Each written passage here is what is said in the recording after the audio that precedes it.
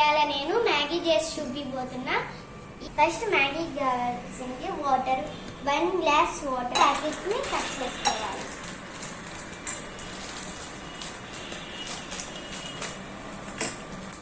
మనం ఇలా తీసుకోవాలి.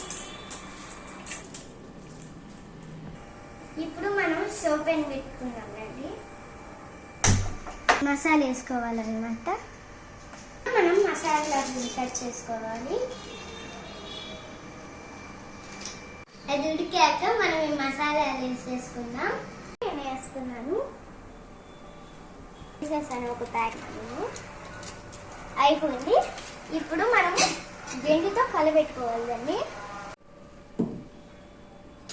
ఇప్పుడు మనము మ్యాగీ బౌల్లోకి సర్వ్ చేసుకున్నాం.